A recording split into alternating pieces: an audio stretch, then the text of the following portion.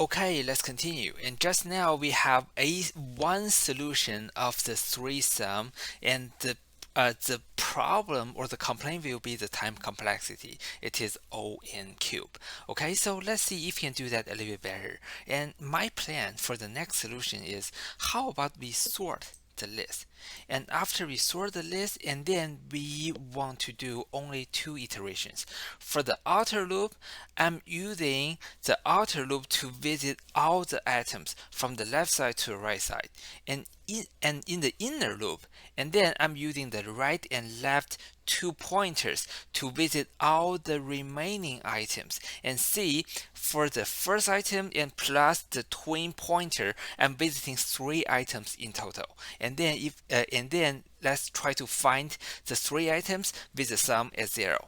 Well, let me grab this data and show you what I mean. Here. Okay, I want to make it markdown, and then well, this is the list we got. And then if you want to do a sort, what are you going to have? You're going to have a -1, oops, -1, -1, a 0, a 1, a 2. Wait, the -4 should be here. -4. Okay, so those are the values after we do the sorting. Okay, and then we want to have three different cursors, but I'm going to use I for the first cursor. And then if I'm using the I to visit the first value -4, and then I'm going to use the twin cursor, and I'm calling them the left cursor and the right cursor. Okay, so I'm going to say this is the left cursor, and then this one is the right cursor. So the I cursor will start from the beginning to the end, and then we have the left cursor and the right cursor, and using them to search all the remaining search space. And what's the goal?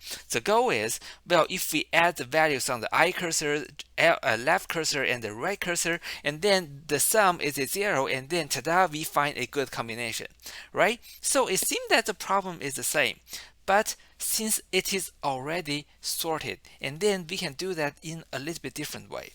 So for example here, well, we have the -4, and then plus a -1 and plus a 2. What is that? That is a -3, right? So if it is a -3, what can we do? -3 is a value smaller than 0, right? So since the sum is a -3, and then left cursor and the right cursor, which cursor are we going to move? For the left cursor and the right cursor, they're going to move toward the middle anyhow. But since the sum for now is smaller than 0, which cursor should we move? We should move the left cursor. So by moving the left cursor toward the middle, we are touching slightly higher values. And then this will bring the sum up a little bit. So we have a chance to reach to 0, right? So this is the plan. Well, in this case, okay, since this value is smaller than 0, so in the next round, I'm gonna move the left cursor to this way, and the right cursor stays the same. Well, and it doesn't help because, well, beforehand, -1 is on the left cursor, and then we are moving the left cursor here, but we still touching a -1. So the sum is still the same, and then that is smaller than 0, so we are going to move the left cursor again.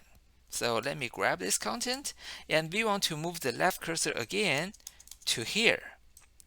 Okay, now you see it's good.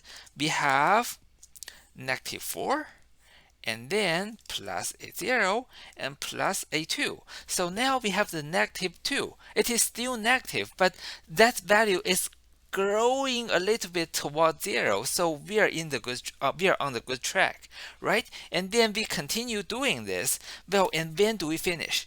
We finish when the left cursor and the right cursor, they already meet, and yet we haven't really found a good combination that we can put them together, put those three values together into a zero.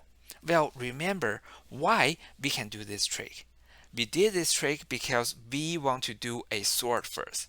Okay, so we take this as the original list, and then we did a sort like this. Okay, so let's take a look on the code. Well, we want to create a list holding all the possible three combinations of the values, and then I want to do a nums.sort. So, well, remember, by doing a sort, there is a cost, and the time complexity of a sorting will be a n log n or log linear. So remember, later when we talk about time complexity, we are going to discuss this again.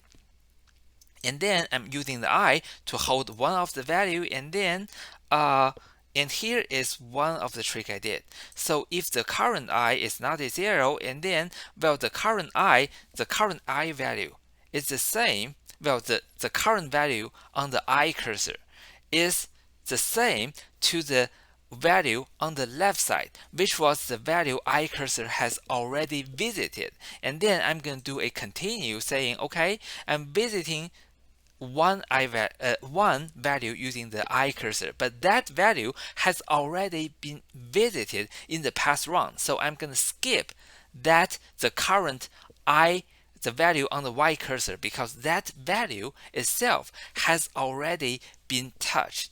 Well, let me give an example. So if we have two negative 4s, okay, and then, well, we are using the first round, and then we have already touched the first negative 4. The next round, we are going to move the I cursor to touch the second negative 4, but we ain't going to get anything new, right? Because if there are solutions using the first negative 4, we have already found them. And then when we are moving the I cursor to the next value, and then we find that, okay, that is still a negative 4, and then what's the point? Because if there are there are solutions using the negative 4, we have already found them. Otherwise, if we cannot find anything using the negative 4 in this round of the search, we ain't gonna find anything either, right? So in this case, I'm gonna say if the current value using the I cursor is the value the same to the value on the left side, and then I'm going to do a skip. I don't want to revisit the same value using the I cursor. Okay, and then I want to start this part. I'm going to start a left cursor, which is the I plus 1, and then for the right cursor, and that will be on starting at the very end. And I want to do this check. I'm going to grab all the values using the I, and then the right cursor and the left cursor, and then if the sum is a 0, perfect. We find a good combination. And otherwise, if the sum is greater than 0, I'm going to move the right cursor down. Otherwise, I'm going to move the left cursor up. Okay? So it seems that this solution is easier than the solution before. So are we finished? And the answer is no. Okay, if you try this example, and that's perfectly fine. And if you try this one, well, in this one we have two negative 2's, and here I have two positive 2's. And then when you have two positive 2's, you see the problem. The problem is, for some reason, okay, we have 2, 3 combination, and they are exactly the same. So what's going on? Because in this case, well, there are two negative 2's, but we are able to filter out the negative 2. However, in this case, we have two positive 2's, but the negative 2 positive 2's are not filtered out. So what's the problem? Well, remember just now I showed you if there are two negative 4's, and then we don't have to do the searches twice, right? Okay, so what is that for? That is for the values on the I cursor, right? And then how about the left cursor and the right cursor? On the left cursor and the right cursor, we don't do such a check. So what do you mean? What do I mean? Okay, here. Say, for this one, let me show you what's going on. So we have the negative 2, 0, 0, and 2, 2, right? Okay? And then well, we started the I cursor here, and then we have the left cursor, and then we have the right cursor. Okay, that is, well, we are lucky because we find the first solution.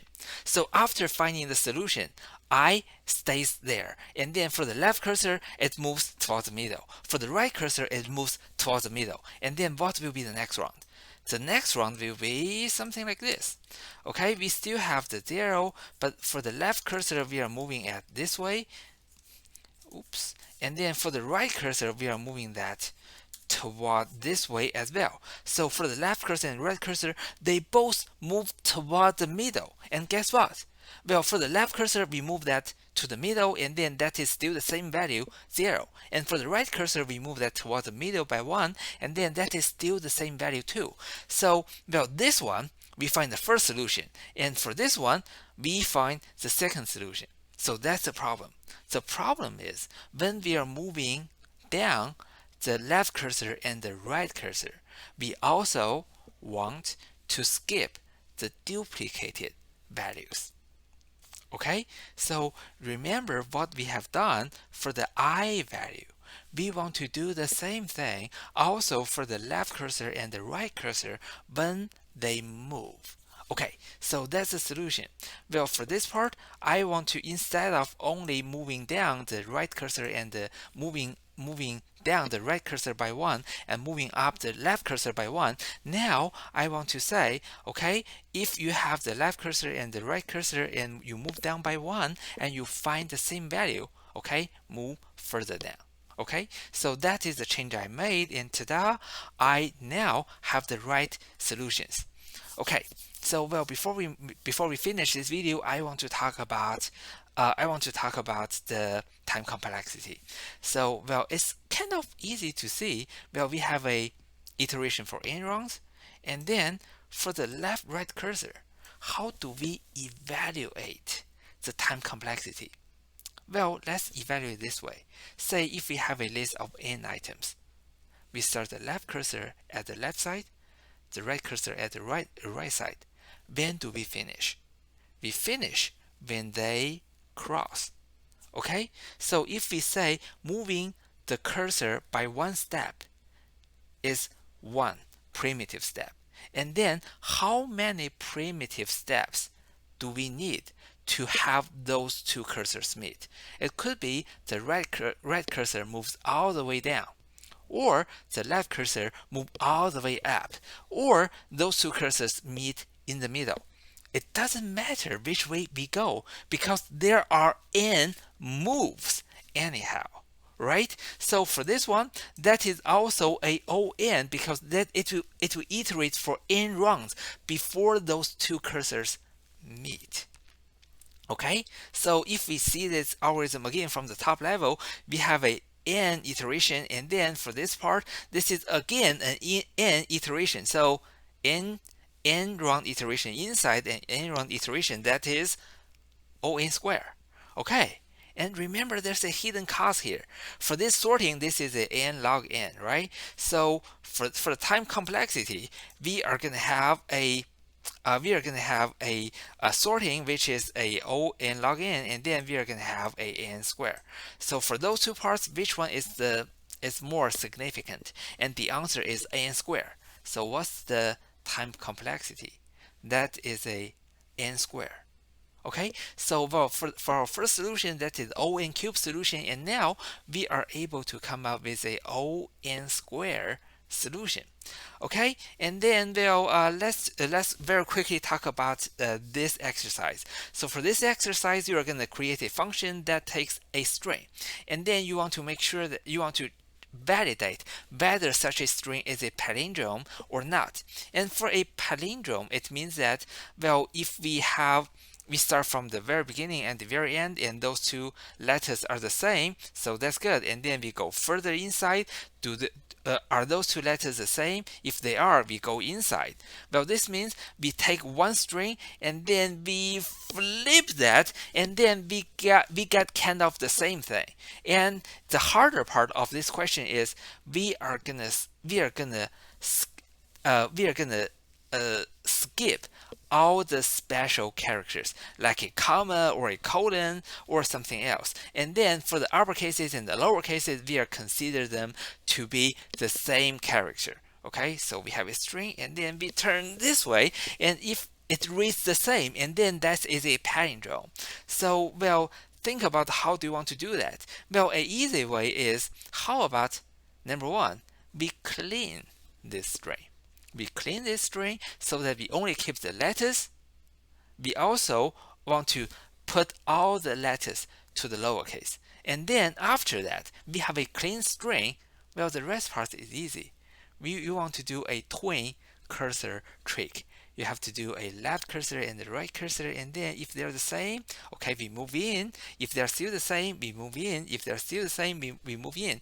And as long as you see one pair of the cursor, they are not pointing to the same letter, and then that is a no. Right? Okay. So try to do follow this idea and finish coding the first one, and then I'm gonna show you my solution in the next video.